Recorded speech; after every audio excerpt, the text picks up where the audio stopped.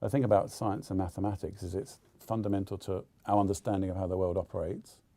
It's also fundamental to our modern lives. I mean, everything around us, telecommunications, video games, cars, trains, aeroplanes, they're all based on mathematics, engineering, and the sciences. So it's an absolutely fundamental thing to be involved in terms of modern life.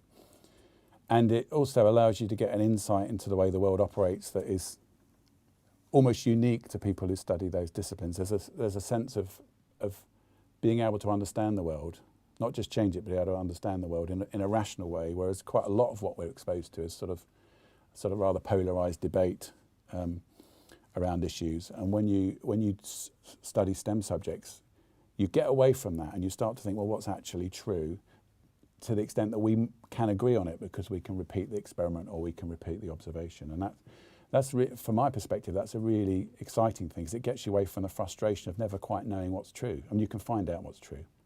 So why should you be a geologist? Well, I became a geologist actually just because I liked it. And when I talk to students and I say, why are you studying geology? Almost all of them say, because it's a subject that I really like. And I think that's a jolly good reason to go and do something. And I think geology is I always feel really privileged studying geology, because what geology means is that you're studying how our Earth actually works. And to understand that, you have to go back over the 4,600 million years of Earth's history. So many geologists are really mega historians. So you're a historian and you're a detective.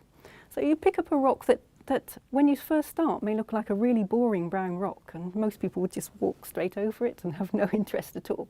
But once you've learned some geology and you know the skills, you might pick up that rock and you can learn what animals were living 300 million years ago. Were there dinosaurs around at that time? What was the climate like? Was there CO2 in the atmosphere or not? A lot of the lessons that we can learn from geology are very important in understanding issues now, such as climate change and things that we need to understand right now in Earth's history. So as a geologist, you may go back over millions of years, and then you might be looking at very contemporary issues as well. There was a reason that I started doing physics rather than biology or chemistry or maths. And it came down to a moment when I was, I don't know, about 14 or 15, and I was going to all of these physics and biology and chemistry lessons, and the teachers were delivering this amazing science at me. But then there was a point, there was like a tipping point at which I thought, what is the science? For me personally, what is the science? Maths, you need in every science. Biology describes the living world around us. Chemistry describes the science of how materials work in a way. But I thought, what describes everything? And it was physics, and it is physics. Physics is, for me personally, at the center of the universe, from the cosmologically large to the subatomically small. Everything in between can be described fundamentally by physics. And again, for me, rather selfishly, physics is at the center of biology. It's at the center of chemistry.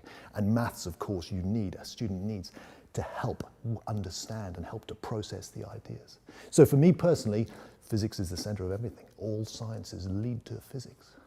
I first became interested in mathematics reading science books during GCSE and A-level. So I would read about chaos theory, I would read about quantum mechanics, I would read Richard Dawkins' books on evolutionary biology. And underpinning them all was this mathematical framework that meant we could describe with equations what was going on in these wide-ranging areas.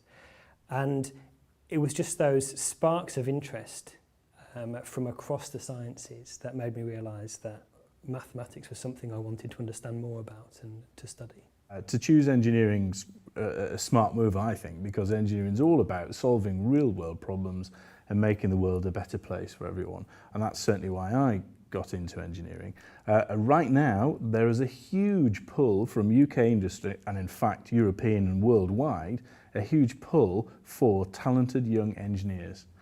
We are critically short, in the UK, we are critically short of engineers, young engineers.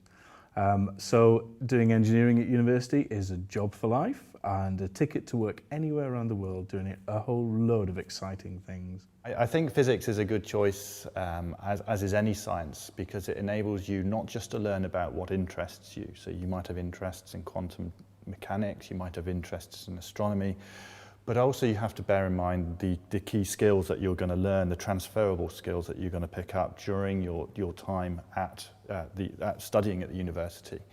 So you find that most, if not all, university courses in science nowadays put a strong emphasis on things like teamwork and project work, and a lot of self-study as well to develop the kind of critical skills that you need to work on to put you in a good position so that when you go into some kind of industrial or academic research environment later, that you're well kitted out to take on a big piece of project work and be able to disseminate that to your bosses or people in the public who are interested in what you've done.